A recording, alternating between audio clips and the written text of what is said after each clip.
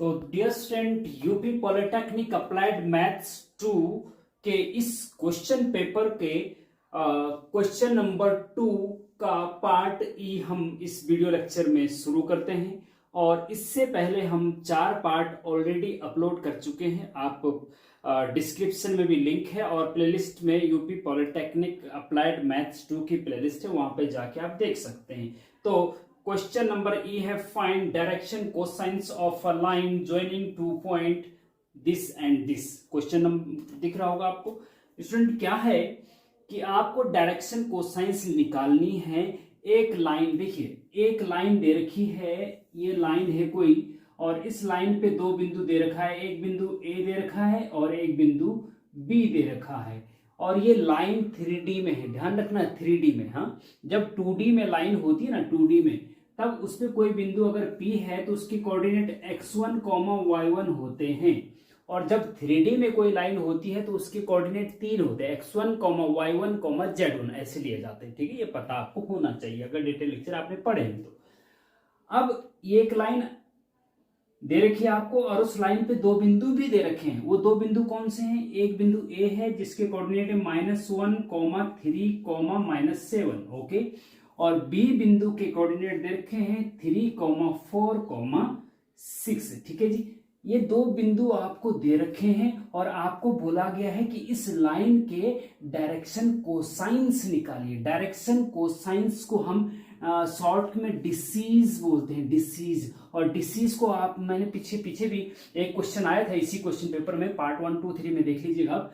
Disease को हम LMN से डिनोट करते हैं। LMN 3 होती है। डायरेक्शन कोसाइंस क्या होती है? 3 होती है, LMN। और एक होती है स्टूडेंट DRs। क्या होती है? डायरेक्शन रेशियोज, उसको DRs बोलते हैं। DRs को हम स्मॉल a, b, c से डिनोट करते हैं। ठीक है जी। तो एक चीज मैं आपको ये बताना चाहूंगा स्टूडेंट, कि जब भी किसी लाइन पे 2 बिंदु दे रखे हैं और उनके कोऑर्डिनेट, मान लीजिए उनके कोऑर्डिनेट क्या हैं, x1, y1, z1 a के हैं। अभी तो ये तो दिए हैं, लेकिन नहीं दिए हैं तो मान लेते हैं, जैसे x1, y1, z1 इसके हैं, और x2, y2, z2 b के हैं। तब अगर हमें डिसीज निकालनी हो तो पहले DRs निकालने पड़ते हैं। ठीक है, ध्यान देना, जब भी लाइन पे 2 बिंदु दे रखे हों और फिर बोला जाए कि इस लाइन के DRs निकालो, DRs मतलब ABC निकालो, तो A बराबर होता है x2 - x1, B बराबर होता है y2 - y1, C बराबर z2 - z1। अब यहाँ पे x1 है -1, y1 है 3, z1 है -7, x2 है 3, y2 है 4, z2 है 6। ठीक है, तो पहले हम DRs निकालेंगे, डायरेक्शन रेशियोज निकालेंगे। क्या निकालेंगे? Direction ratios. ठीक है जी। तो पहले हम DRs निकालते हैं। DRs डायरेक्शन रेशियोज मतलब ABC की वैल्यू निकालेंगे। तो A बराबर क्या होता है? देखो, जब लाइन पे 2 बिंदु दे रखे होते हैं, DRs कैसे निकालते हैं? A बराबर x2 - x1, x2 - x1। और x2 कितना है भैया? देखो x2 कितना है? 3 है। ठीक है जी, इसको ब्रैकेट में रखो, फिर माइनस चिन्ह है बीच में, फिर x1 कितना है जी? -1 है, तो उसको भी ब्रैकेट के अंदर -1 रख दी। ठीक है, इसको सॉल्व करो, ब्रैकेट खोल दो, 3 का ब्रैकेट खोलेंगे तो 3 रहेगा। यहां ब्रैकेट खोलेंगे तो माइनस माइनस, ब्रैकेट का मतलब होता है मल्टीप्लाई, ब्रैकेट खोलेंगे तो माइनस और माइनस का मल्टीप्लाई हो जाएगा, और माइनस गुणा माइनस बराबर प्लस होता है भैया। एक चीज ध्यान रखना, माइनस और माइनस का जब मल्टीप्लाई करते हैं तो प्लस आता है, और माइनस गुणा माइनस, प्लस करते हैं तो फिर माइनस आता है, प्लस गुणा प्लस करते हैं तो फिर प्लस ही आता है। ठीक है जी, ये आपको पता होना चाहिए। छोटी छोटी जानकारियां हैं, कक्षा 6, 7, 8 में आपने पढ़ी होंगी। तो यहाँ माइनस माइनस मल्टीप्लाई प्लस होता है, इसलिए यहाँ पे बीच में क्या हो जाएगा? प्लस हो जाएगा, और ये 1 हो जाएगा। ठीक है जी, 3 और 1 हो गया आपका 4। ठीक है जी, तो एक डायरेक्शन रेशियो निकल गया। ठीक है जी। अब B है ना, हम ABC से डिनोट करते हैं डायरेक्शन रेशियोज को, इसलिए मैंने बताया आपको। B बराबर क्या होगा? y2 - y1 होता है। ये आपको पता होना चाहिए, याद रख लो, y1 - y2 होता है। y2 कितना है जी? 4 है। सेकंड कोऑर्डिनेट y2 है ना, और यहाँ पे सेकंड कोऑर्डिनेट y1 है। तो y2 है जी आपका, ब्रैकेट के अंदर रखो 4 माइनस से, फिर y1 की वैल्यू कितनी है जी? 3 है, इसको भी ब्रैकेट के अंदर रख दीजिए। ठीक है जी। अब यहाँ पे ब्रैकेट खोलेंगे तो 4 माइनस यहाँ -3 हो जाएगा, यहाँ पे माइनस नहीं था ना, तो प्लस माइनस का मल्टीप्लाई माइनस होता है, तो 4 - 3 बराबर हो गया 4 में से 3 गए 1 बच गया जी। ठीक है जी, इस प्रकार से स्टूडेंट ये आपका 1 आ गया है। अब हम क्या निकालते हैं, अब निकालते हैं हम सी। क्या निकालते हैं, सी निकालते हैं। सी देखिएगा, हम सी बराबर होता है Z2 माइनस Z1। ठीक है जी, Z2 कितना है जी, देखिए Z2 है आपका 6 माइनस Z, ब्रैकेट में रखिएगा जरूर, हाँ थोड़ा उससे क्लियरिटी आएगी आपको, हाँ ब्रैकेट में, और Z1 है माइनस, बीच में माइनस का चिन्ह है, फिर ब्रैकेट में -7, क्योंकि Z1 -7 है ना इसलिए।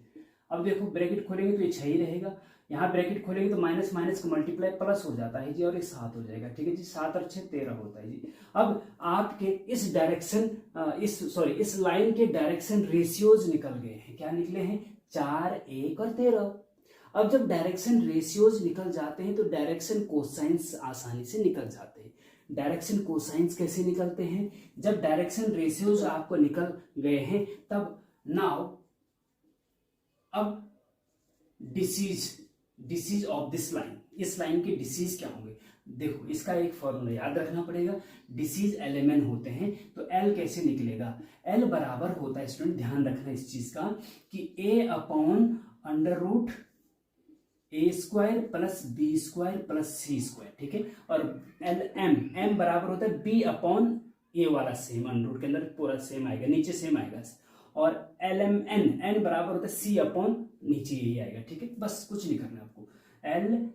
चलो लिख देते हैं, M बराबर होगा B/√A² plus B² plus C²। ठीक है जी, LMN बराबर होता है C/√A² plus B² plus C²। ठीक है, अब इन सबको निकाल दो, पहले रूट का वैल्यू निकाल लेते हैं या तो, हाँ चलो यहीं पे कर देते हैं। A का मान कितना है भैया, 4 है ना, 4 बटे अंडर के अंदर A का स्क्वायर, मतलब 4 का स्क्वायर, सीधे डायरेक्ट कर लिख दे, 4 का स्क्वायर 16 लिख दे सीधे डायरेक्ट, कोई दिक्कत तो नहीं। ओके, कोई दिक्कत होगी तो कमेंट में पूछ लेना, हम शॉर्ट करने की कोशिश कर रहे हैं। 4 का स्क्वायर 4 को 16 होता है। ठीक है, फिर प्लस B का स्क्वायर, मतलब 1 का स्क्वायर कितना होता है, 1 का स्क्वायर 1 ही होता है भैया, प्लस C का स्क्वायर मतलब 13 का स्क्वायर, 13 का स्क्वायर होता है 169। ये आपको पता होना चाहिए, नहीं पता तो 13 × 13 करके देख लो, 169 आएगा। ठीक है, अच्छा, इज इक्वल टू 4 अंडर के अंदर ये सब जोड़ दो, देखो एक जोड़ दो 170 हो गया, 170 हो गया, 170 में 16 और जोड़ दो, 180 और 186 186 हो गया जी। ठीक है, 186 हो गया। तो अब यहाँ पे M बराबर है, L बराबर तो 4 बटे अंडर 186 आ गया, M बराबर B की मान क्या है 1 अपॉन अंडर के अंदर ये पूरा सेम है जो यहाँ पे, तो वही आएगा सेम 1 अपॉन अंडर 186। C बराबर N बराबर C अपॉन C मतलब 13 बटे अंडर 186।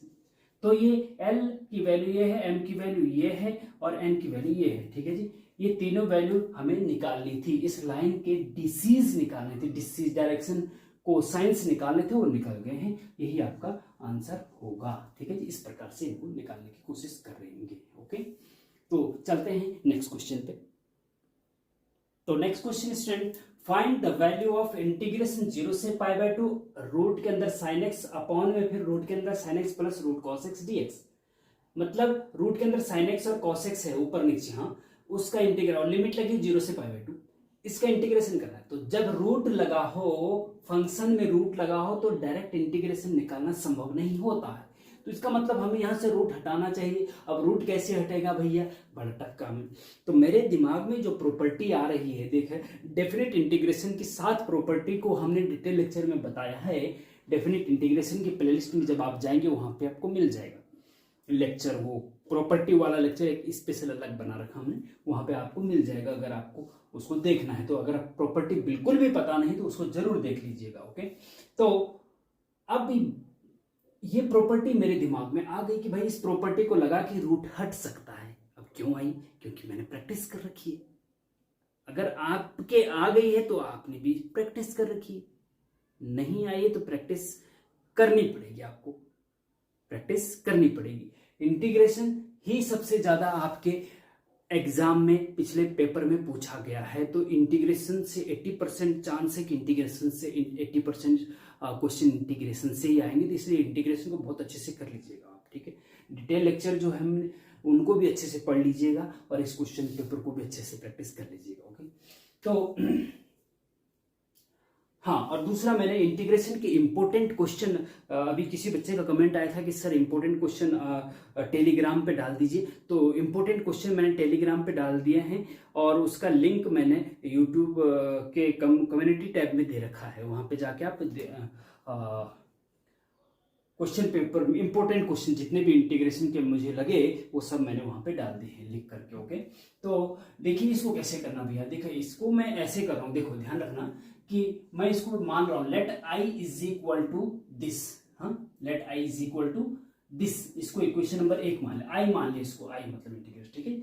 अब मैं इसमें एक प्रॉपर्टी लगा रहा हूं कि कौन सी, चूंकि इंटीग्रेशन वी नाउ दैट, हम जानते हैं कि इंटीग्रेशन 0 टू ए, ये 0 है, हाँ integration 0 to a f x d x बराबर होता है integration 0 to a f of a minus x d x, ठीक है जी, ये होता है, ये प्रॉपर्टी है। अगर x की जगह जो अपर लिमिट है ना, लेकिन ये प्रॉपर्टी तब काम करेगी जब लोअर लिमिट 0 ही होगी और अपर लिमिट कुछ भी होगी, कोई नंबर होगा, ठीक है, तभी काम करेगी, लोअर लिमिट 0 होनी चाहिए, ओके। तो दिस इक्वल टू, तब हम फंक्शन में x की जगह पे अपर लिमिट माइनस एक्स रख सकते हैं, अपर लिमिट माइनस एक्स रख सकते हैं, दोनों बराबर होते हैं, कोई फर्क नहीं है, ठीक है। जैसे जैसे मैं अभी कहूँ आपको कि भाई ऐसा है कि इंटीग्रेशन 0 से 2 है और साइन एक्स प्लस 10x है, ठीक है जी, और इसमें ये वाली प्रॉपर्टी लगाओ, तो क्या करेंगे आप, क्या करेंगे कि इंटीग्रेशन 0 से 2 और जितने भी फंक्शन में x हैं, ये वाला छोड़, dx वाला छोड़ के, हाँ उसके अलावा इसमें नहीं रखना है, हाँ इसको छोड़ करके जितने भी फंक्शन में x है उनमें upper limit minus x, sine x की जगह पे क्या रखेंगे, साइन 2 माइनस एक्स रखेंगे, प्लस 10x की जगह पे, x की जगह पे क्या रखेंगे, 2 माइनस एक्स रखेंगे, बस। लेकिन यहाँ dx x की जगह यहाँ पे मत रख देना कुछ, ठीक है, यहाँ पे मत रख देना कुछ गड़बड़। तो फंक्शन में ये dx तो विद रिस्पेक्ट टू x इंटीग्रेशन हुआ ना, फंक्शन में x की जगह पे अपर लिमिट माइनस एक्स रखेंगे। अब यहाँ पे देखो, यहाँ पे हम ये वाली प्रॉपर्टी लगा रहे हैं, ठीक है जी, ये वाली प्रॉपर्टी लगा रहे हैं, तो यहाँ से i बराबर हो जाएगा इंटीग्रेशन 0 से पाई बाई 2 और अंडर रूट के अंदर साइन x की जगह पे क्या आएगा, अपर लिमिट माइनस एक्स, मतलब पाई बाई 2 माइनस एक्स, ठीक है जी, कोई दिक्कत नहीं, ठीक है। हाँ, अब नीचे अंडर रूट साइन एक्स की जगह पे sine pi by 2 minus x, ठीक है, प्लस फिर under root x cos x, x की जगह पे pi by 2 minus x, upper limit minus x, जहां पे भी फंक्शन में एक्स दिखेगा वहां पे सब जगह पाई बाई 2 माइनस एक्स रखेंगे, अपर लिमिट माइनस एक्स रखेंगे, और ये dx हो गया जी, ठीक है। इसको सिंप्लीफाई करिए थोड़ा सा, तो हमें i बराबर इंटीग्रेशन 0 से पाई बाई 2, ये हमने ये प्रॉपर्टी क्यों लगाई अभी आपको पता चल जाएगा। हमारा उद्देश्य रूट को हटाना था, तो रूट इससे हट रहा है, अभी पता चलेगा क्यों हट रहा है, कैसे हट रहा है, ठीक है।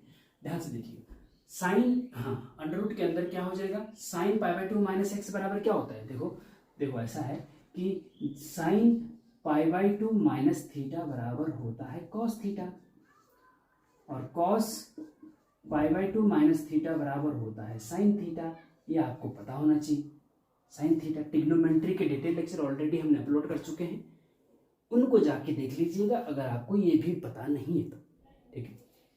Cos pi by 2 minus theta sine theta, sign pi by 2 minus theta cos theta, ये होता है, याद रखना पड़ेगा, नहीं पता तो याद रख लो। तो यहाँ पे sine pi by 2 minus x बराबर कॉस एक्स होगा ना, cos sine pi by 2 minus x, क्योंकि यहाँ थीटा की जगह एक्स है तो यहाँ पे कॉस एक्स हो जाएगा, है ना, थीटा की जगह एक्स है, पाई बाई 2 सेम है, तो ये हो जाएगा कॉस एक्स अपॉन ये अंडर रूट के अंदर क्या हो जाएगा, ये भी कॉस एक्स, क्योंकि sign pi by 2 minus x cos x होता है, प्लस अंडर रूट के अंदर cos pi by 2 minus x sine x, क्या हो जाएगा, साइन एक्स हो जाएगा, ओके। ये dx लग गया जी पीछे, इसको इक्वेशन नंबर 2 मान लो, ठीक है। अब देखो समीकरण 1 और 2 को जोड़ने पर 1 + 2 एम्प्लाइज, समीकरण 1 और 2 लेफ्ट साइड में क्या है, समीकरण 1 के आई है, समीकरण 2 के भी आई है, और आई और आई जोड़ेंगे तो 2i हो जाएगा नहीं? हाँ, इज इक्वल टू, अब इन दोनों को जोड़ो, इन दोनों को जब जोड़ेंगे आप तो इंटीग्रेशन 0 से π/2 सेम लिमिट है, तो ये और जो फंक्शन है वो आपस में जुड़ जाएंगे, फंक्शन क्या हो जाएंगे, आपस में जुड़ जाएंगे। अब मैं जरा इसको आपको थोड़ा सा अलग से जोड़ के दिखा रहा हूँ, ठीक है ना, वहां हम फिर डायरेक्ट रख देंगे। देखो अपर पहले वाला फंक्शन है root sin x upon root sin x plus root cos x, okay, देखिए दिख रहा है ना, ओके, प्लस इस फंक्शन के साथ इस फंक्शन को जोड़ेंगे, root cos x upon root sin x plus root cos x। अब आप कहेंगे कि यहाँ पे तो रूट cos x पहले है, तो इसको पहले बाद लिखो, कोई फर्क नहीं पड़ता क्योंकि बीच में प्लस है, तो हमने रूट sin x पहले लिख दिया, चाहो तो आप cos x भी लिख सकते हैं, ठीक है। अब आप देख रहे होंगे जो हर है, हर ये बराबर है ना, हर डिनोमिनेटर जो है सेम है, जब डिनोमिनेटर सेम होता है तो और फिर दो भिन्नों को जोड़ा जाता है, जैसे माने 1/2 प्लस 3/2 को जोड़ते हैं तो अपॉन में तो 2 एक ही रहता ना, और ऊपर वाले जुड़ जाते हैं 1 + 3 मतलब 4 हो जाता है, ठीक है।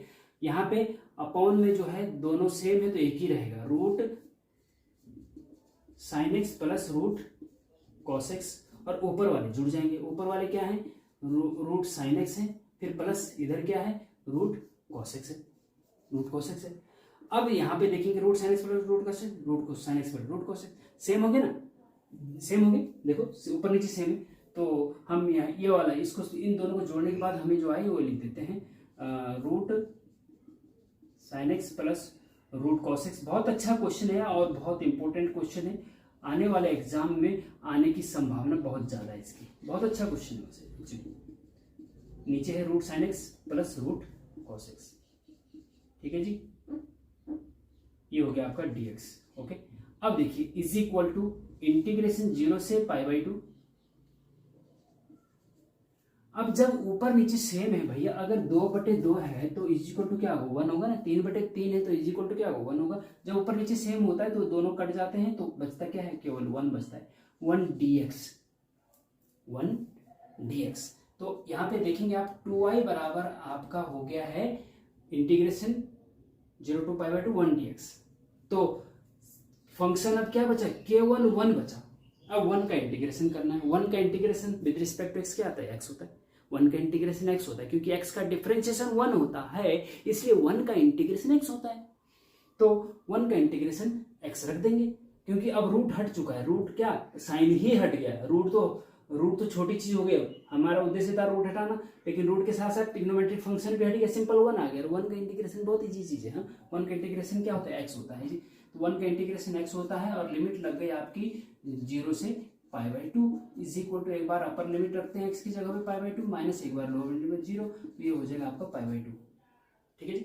2i बराबर π/2 हो गया, तो i बराबर क्या होगा, 2 बटे में जाएगा तो π/4 हो जाएगा, 2 × 2 4 π/4, i बराबर क्या हो जाएगा π/4, और इसका मान निकालना था हमको, इसका मान i बराबर क्या आया है, i बराबर ये है ना ये फंक्शन, और i बराबर क्या आया है π/4, बस यही आपका आंसर है। i मतलब दिस, चाहो तो i की जगह पे इसको लिख दो इज इक्वल टू π/4, क्योंकि i is equal to this है ना, इसको हमने i माना था, तो इसका इंटीग्रेशन कुल मिला के π/4 आया है, यही आपका आंसर है, ओके। तो इस प्रकार से आप करेंगे। तो स्टूडेंट क्या है कि वैसे आपको करना क्या चाहिए कि जैसे मैंने स्टार्टिंग में क्वेश्चन लिखा तो वीडियो को पॉज करो, पहले खुद प्रैक्टिस करो, दिमाग लगाओ, जितना आप ज्यादा दिमाग लगाते हैं ना, दिमाग ही एक ऐसी चीज है जितना ज्यादा लगाएंगे उतना ज्यादा बढ़ता है। तो उससे क्या होगा कि अगर आपका सॉल्व नहीं भी हो रहा है, उसके बाद आप जब सॉल्व देखेंगे वीडियो लेक्चर पूरा यहाँ एंड तक, तो आपके दिमाग में अच्छे से वो छप जाता है और एग्जाम में आप भूलते नहीं है करना उसको, ये फायदा होता है। तो अगर केवल देख रहे हैं तो भूलने के चांस भी बन सकते हैं, तो इसलिए खुद प्रैक्टिस करिए पहले, और एकांत में बैठिए, एकांत में कॉपी पेन साथ में लेकर बैठिए, बिना इसके नहीं। कॉपी पेन बहुत जरूरी है साथ में, और एकांत में बैठना चाहिए जब भी पढ़ो। उसके बाद आप घूमने जाओ, किसी से बात करो, जो करो, लेकिन जिस समय पढ़ाई कर रहे हैं उसमें केवल पढ़ाई पढ़ाई पढ़ाई, उस पर फोकस करना। ठीक है, इस प्रकार से आगे बढ़ा जाता है। तो स्टूडेंट क्वेश्चन नंबर 2 कंप्लीट हो गया है। अब चलते हैं क्वेश्चन नंबर 3 पे। तो स्टूडेंट क्वेश्चन नंबर 3 है, attempt any 2 question of the following. आपको 3 पार्ट दे रखे, 3 क्वेश्चन दे रखे क्वेश्चन नंबर 3 में, उसमें से 2 करने हैं, एक छोड़ सकते हैं आप। ठीक है, और एक क्वेश्चन 5 मार्क्स का है, 2 क्वेश्चन आपके 10 मार्क्स के होंगे। ठीक है, अभी तक क्वेश्चन नंबर 2 जो था वो 2 मार्क्स वाला था, अब क्वेश्चन नंबर 3 5 मार्क्स वाला है, तो थोड़ा सा ज्यादा इंपॉर्टेंट है।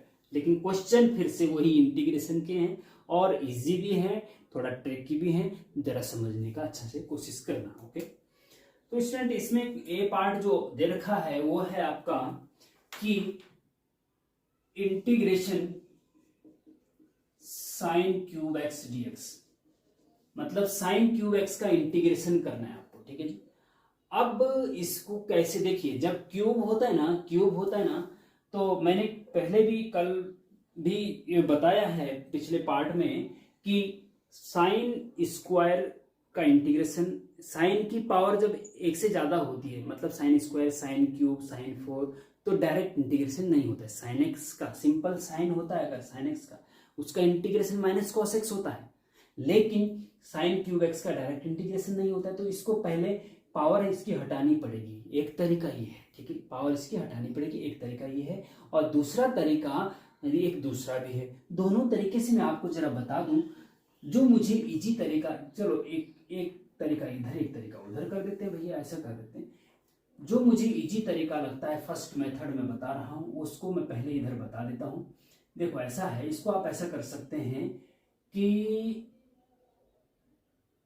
इसको आप आई मान लो, फर्स्ट मेथड है ना जैसे, तो let I is equal to integration sine cube x dx. ठीक है जी, तो इसको सॉल्व करेंगे अगर, तो हमें यहां पे ऐसा कर सकते, देखो इंटीग्रेशन साइन क्यूब एक्स को आप sine square x into sine x रख सकते हैं, कोई दिक्कत नहीं। साइन क्यूब को साइन स्क्वायर और साइन एक्स कर दिया, क्योंकि इसे एक ये 2 पावर है, एक पावर है, दोनों पावर अगर एक साथ करते हैं तो साइन क्यूब हो जाएगा। साइन स्क्वायर पावर में गुणा में घाते जुड़ जाती है, तो साइन एक्स की पावर 2 है, साइन एक्स की पावर 1 है, गुणा में घाते जुड़ जाएगी, 2 और 1 3 हो जाएगा। तो इसको हमने ऐसे लिख दिया, साइन स्क्वायर अलग कर दिया, साइन एक्स बचा उसको अलग कर दिया, और ये डीएक्स तो अपनी जगह पे है ही। ठीक है, कोई दिक्कत नहीं होनी चाहिए इसमें। हाँ, अब देखिए आगे, implies I is equal to integration sine square, देखिए अब हाँ चलो, यहाँ पर आपको पता होना चाहिए कि sine square x plus cos square x बराबर 1 होता है, तो साइन स्क्वायर एक्स बराबर क्या होगा, कॉस स्क्वायर को उधर ले जाएंगे तो 1 माइनस कॉस स्क्वायर एक्स हो जाएगा। ठीक है जी, तो ये आपको फॉर्मूला पता होना चाहिए ट्रिग्नोमेट्री, अगर आपने पढ़ी नहीं पढ़ी तो डिटेल लेक्चर जाके देख लीजिएगा, प्लेलिस्ट में आपको ट्रिग्नोमेट्री का डिटेल लेक्चर मिल जाएंगे। Sine square x plus cos square x बराबर 1, तो साइन स्क्वायर एक्स बराबर कोस 1 माइनस कोस स्क्वायर, मतलब साइन स्क्वायर एक्स के लिए 1 माइनस कोस स्क्वायर एक्स रख सकते हैं। यहाँ पे हम क्या रख सकते हैं, 1 minus cos square x into square जीटीज रहने दीजिए। ये हमने क्यों किया अभी बताता हूं। ठीक है जी,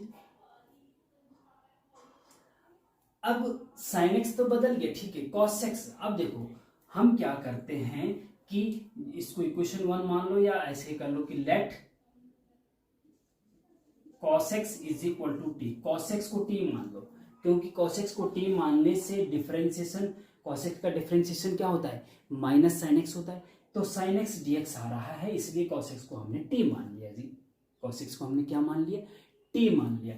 सब्स्टिट्यूशन मेथड, हाँ प्रतिस्थापन विधि से समाकलन वाला ये पैटर्न है, ये मेथड है। ओके, तो cos x बराबर t, डिफरेंशिएशन बोथ साइड करेंगे भैया, तो cos x का डिफरेंशिएशन क्या होता है, माइनस साइन एक्स होता है, माइनस साइन एक्स, और dx लगा दो इज इक्वल टू टी का dt कर दो, शॉर्टकट कर दे थोड़ा, क्योंकि हम वैसे तो इसको माइनस साइन एक्स और t का फिर dt बटे dx, और dx फिर इधर आ जाता है, तो हम डायरेक्ट यहाँ पे dx लिख दे रहे हैं। ठीक है जी, तो इधर cos x के साथ dx minus sine x dx हो गया, t का dt लिख दिए। ठीक है, तो कहने का मतलब ये है। और अच्छा, अब यहाँ से आप देखेंगे कि साइन एक्स dx बराबर क्या हो जाएगा, माइनस चिन्ह पे माइनस dt। तो कहने का मतलब ये है कि अब हम इक्वेशन 1 में साइन एक्स dx की जगह पे माइनस dt रख सकते हैं और cos x की जगह t रख सकते हैं। सारा फंक्शन t में बदल गया, सब्स्टिट्यूशन मेथड, प्रतिस्थापन द्वारा समाकलन। तो ये हो गया 1 एम्प्लाइज समीकरण 1 से। फिर i बराबर क्या हो जाएगा, इंटीग्रेशन 1 ब्रैकेट में 1 माइनस कॉस टी की जगह, सॉरी cos x की जगह t रखेंगे तो t का स्क्वायर हो जाएगा, है ना। cos x की जगह t रखेंगे ना, ये देखो t मान रखा हूं, तो 1 minus t square. Sine x dx की जगह क्या, माइनस dt, माइनस dt। तो माइनस यहाँ पे नहीं, ऐसे नहीं लिखना है, माइनस dt ऐसे नहीं लिखना है, ठीक है, ये गलत प्रैक्टिस है। माइनस मल्टीप्लाई में है तो माइनस को आप आगे ला सकते हैं, हाँ, माइनस को आप यहाँ पे लिख सकते हैं माइनस, और यहाँ पे dt लिख दीजिए, ठीक है जी। अब आप इसका इंटीग्रेशन आसानी से कर सकते हैं with respect to t. 1 minus t square का इंटीग्रेशन करना है तो कर दीजिए। 1, अच्छा माइनस बाहर है, ये अपनी जगह पे है। 1 का इंटीग्रेशन क्या होगा, अब 1 का इंटीग्रेशन t होगा जी।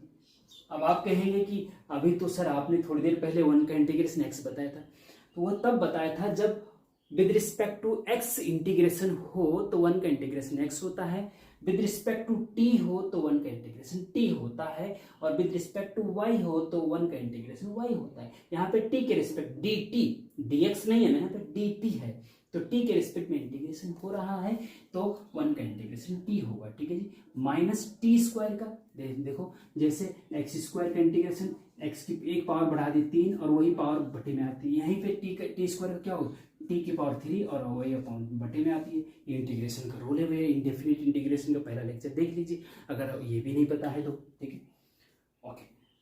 और प्लस सी तो भैया इंडेफिनिट इंटीग्रेशन में लगता ही है ना, लगता ही है, ओके। अब वापस t जो माना था वो रख दीजिए, is equal to minus bracket के अंदर t की जगह पे क्या रखा था, cos x था जी, माइनस cos क्यूब x, और ये आपका 3 हो गया जी, और प्लस c हो गया आपका आंसर, फाइनल आंसर ये हो गया जी, ठीक है। इस प्रकार से आप इसको कर सकते हैं, ठीक। चाहो तो माइनस के अंदर मल्टीप्लाई, माइनस हो जाएगा प्लस हो जाएगा, कोई दिक्कत नहीं, यहाँ पे आप छोड़ सकते हैं। ये एक तरीका तो हो गया जी ये इंडेफिनिट इंटीग्रेशन का। अब दूसरा तरीका यह है कि जैसे कि मैंने आपको बताया कि सेकंड मेथड है कि integration sine cube x dx, ठीक है जी, इज इक्वल टू इंटीग्रेशन। अब साइन क्यूब का डायरेक्ट इंटीग्रेशन नहीं होता, तो हमें इसको ऐसे बदलना पड़ेगा जिसका, ये तो हमने सब्स्टिट्यूशन मेथड से करा, हाँ? अब इसको ऐसे कर सकते हैं कि आपको पता होना चाहिए कि आपके पास एक फॉर्मूला होता है स्टूडेंट, साइन, यहाँ पे लिख देते चलो, हाँ, चूंकि करके, हाँ, साइन 3 थीटा बराबर 3 sine theta minus 4 sine cube theta. ये आपको याद होना चाहिए, जैसे मुझे याद है ना ऐसे आपको याद होना चाहिए, और याद होगा प्रैक्टिस से, ट्रिग्नोमेट्री का ही है ना, हाँ। साइन 3 थीटा बराबर 3 sine theta minus 4 sine cube theta. एक कॉस 3 थीटा भी होता है, उसमें कॉस ही आते हैं लेकिन 4 पहले आता है, 4 cos cube theta minus 3 cos theta, तो ऐसे याद रखना पड़ता है।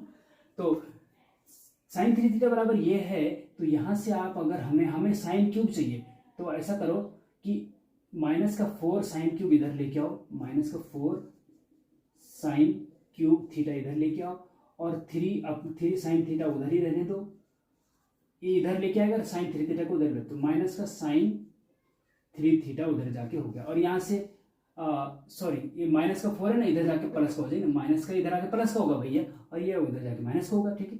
अब 4 बटे में ले जाओ तो ये बटे में ले जाओ 4, तो साइन क्यूब थीटा बराबर 3 sine theta minus sine 3 theta बटे 4 रख सकते हैं आप। तो 4 क्यों, चूंकि चलो कोई बात नहीं, 3 पहले यहीं लिखते हैं, sine 3 theta minus sine 3 sine theta, हाँ, साइन क्यूब सॉरी एक्स है ना, ये तो साइन 3 थीटा का फॉर्मूला था, तो साइन क्यूब थीटा बराबर ये है, तो साइन क्यूब एक्स बराबर क्या होगा, थीटा की जगह एक्स रख दो यहाँ पे बस, तो 3 sine x minus sine 3 x बटे 4 और ये लग गया dx। ठीक है जी, दोनों मेथड से मैं बता रहा हूँ, जो जो आपको अच्छा लगेगा उससे कर लेना। ठीक है, इज इक्वल टू, अब इसका इंटीग्रेशन अलग, इसका इंटीग्रेशन अलग, तो इसका इंटीग्रेशन अलग, 3/4 sin x, तो 3/4 sin x, 3/4 sin x, sin x का क्योंकि 3/4 कांस्टेंट है, कांस्टेंट को इंटीग्रेशन से बाहर ले सकते हैं भैया, sin x और ये लग गया dx। फिर माइनस का चिन्ह बीच में, 1/4 बचेगा यहाँ पे, और इंटीग्रेशन sin 3x। तो थोड़ा शॉर्टकट चलने की कोशिश करूंगा क्योंकि एक ही क्वेश्चन में ज्यादा टाइम लग जाता है। तो 3/4 sin x का इंटीग्रेशन, sin x का इंटीग्रेशन क्या होता है, sin x का डिफरेंशियल cos x होता है, और इंटीग्रेशन क्या होता है, माइनस cos x। तो यहाँ माइनस यहाँ लिख दो, माइनस cos x। ठीक है जी, कोई दिक्कत, कोई दिक्कत, ओके। माइनस 1/4 cos 3x का इंटीग्रेशन, cos 3x का माइनस cos 3x, तो ये माइनस माइनस प्लस हो जाएगा, cos 3x, और जो x का कोफिशिएंट होगा वो बटे में आता है, ये तो ट्रिग्नोमेट्री होता है, यहाँ पे x का कोफिशिएंट नहीं था कुछ, इसलिए बटे में नहीं आया।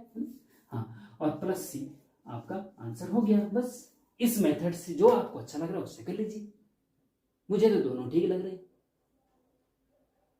आपको जो अच्छा। अब आप कहेंगे कि भैया आंसर तो यहाँ पे कुछ और आया है और यहाँ पे कुछ और आया है, तो ऐसा है भैया, जब लिमिट नहीं होती ना 0 से a, 0 से b, 0 से 2, उसको इनडेफिनिट इंटीग्रेशन बोलते हैं, अनिश्चित समाकलन। क्या बोलते हैं, अनिश्चित समाकलन। तो अनिश्चित, जिसमें नाम ही उसका अनिश्चित है, अनिश्चित है, क्वेश्चन का आंसर अनिश्चित है, क्योंकि सी लगने से, जो प्लस सी होता है ना, उसमें बहुत कुछ चीजें छुपी होती है, जैसे कस्तूरी कुंडली बसे मृग ढूंढे बनमाही, वो वाली बात है, किसी के अंदर बहुत सारी चीजें छुपी रहती हैं, तो आंसर अलग अलग आ सकता है। 2 मेथड से करेंगे तो अलग अलग आ सकती है, तीसरे 3 मेथड से तीनों का अलग अलग आंसर आ सकता है इनडेफिनिट इंटीग्रेशन में, लेकिन डेफिनिट इंटीग्रेशन में एग्जैक्ट आंसर आता है। ठीक है, इस चीज का आप कोई दिक्कत वाली बात नहीं है। ठीक है, तो चलते हैं नेक्स्ट क्वेश्चन पे। कोई भी क्वेश्चन हो आपकी तरफ से, अगर आपको लगता है कि ये हमें शक हो रहा है या कोई दिक्कत हो रही, तो आप कमेंट में पूछिए, बेझिझक पूछिए, एक एक स्टूडेंट का हम